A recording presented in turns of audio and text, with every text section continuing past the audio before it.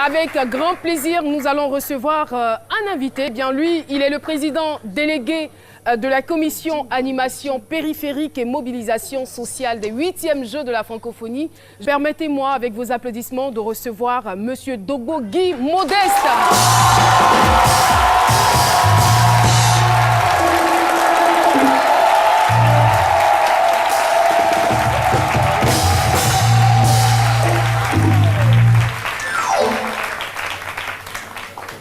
Merci beaucoup, Bellamondo, merci infiniment. Merci beaucoup, Monsieur Dogbo Guy Modeste. Bonjour et bienvenue sur notre plateau.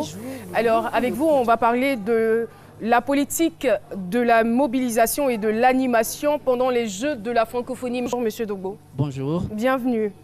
Merci bien. D'accord. Alors, parlez-nous donc de cette mobilisation. Qu'est-ce qui est prévu et qu'est-ce que vous attendez de tous les habitants de la Côte d'Ivoire?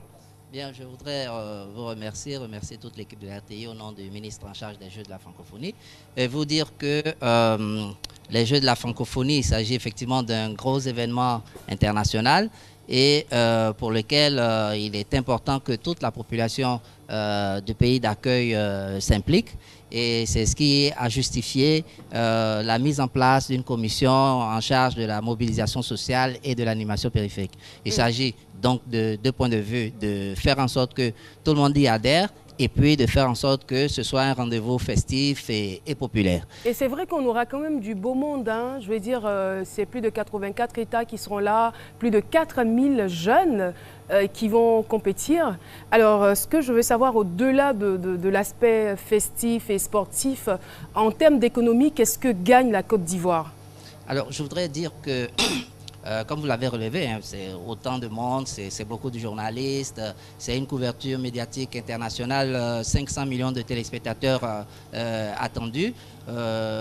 C'est vraiment un grand rendez-vous qui va générer beaucoup de retombées pour la Côte d'Ivoire. La première retombée, en fait, c'est ce que le président de la République a souhaité en faisant acte de candidature. Il s'agissait pour lui donc de renforcer la cohésion sociale. Vous savez que la Côte d'Ivoire avait traversé une période un peu difficile. Donc c'était un événement pour lui important pour replacer la Côte d'Ivoire sur le chiquier international.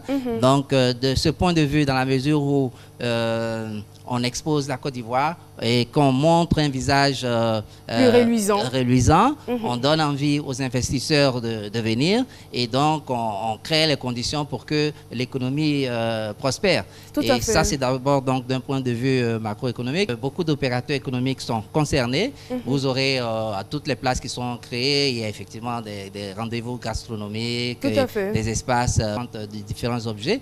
Mais au-delà aussi, tous ceux qui sont acteurs culturels et sportifs, notamment tous ceux qui font des prestations en termes de matériel, en son et lumière, etc. Donc seront systématiquement, directement concernés par cela. Tout cela n'empêche pas de passer des prévisions ou des estimations financières comme on le fait dans tous les événements majeurs organisés dans un pays, que ce soit des événements sportifs ou autres. Bien, je voudrais laisser cet aspect très technique et commercial à des personnes avisées, mais je voudrais vraiment dire aux uns aux autres que c'est un rendez-vous qui peut générer, qui va permettre à plusieurs personnes d'en tirer profit. Les artistes, dans la mesure où ils s'exposent, où ils font des prestations, ils produisent... Alors, on conclut que c'est vraiment très avantageux pour la Côte d'Ivoire.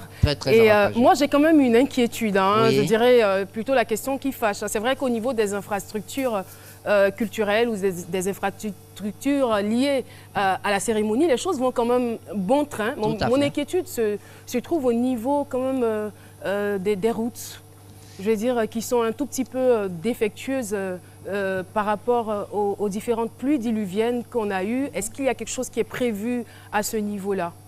Bien, je dirais que les détérioration qu'on a pu constater du fait des ententes de Paris, dans la mesure où c'est très récent, c'est vraiment quelque chose qui est indépendant de la volonté, donc arrivé de façon chose. Mais dans les environs des sites de compétition. Il y a un gros travail qui est en cours. Et je pense aussi que l'État a pris les dispositions pour que les autres infrastructures puissent être réhabilitées. Merci. Je voudrais dire qu'il y a vraiment un travail qui va se faire. Merci bien. Merci beaucoup. Merci de nous avoir suivis. Et n'oubliez pas que le public est composé des jeunes bénévoles, des Jeux de la francophonie, des membres du comité d'organisation venant de la commission animation périphérique et mobilisation sociale et aussi le fan club C'est Midi. Merci infiniment d'avoir été des nôtres. Merci donc de rester à l'écoute de toutes les informations liées à la francophonie. Eh bien, nous allons donc nous habiller de ces couleurs-là jusqu'à la fin de l'édition. Merci infiniment, merci aux mascottes, merci au public et à toutes les personnes qui ont travaillé à l'élaboration de cette émission. Au revoir, au revoir.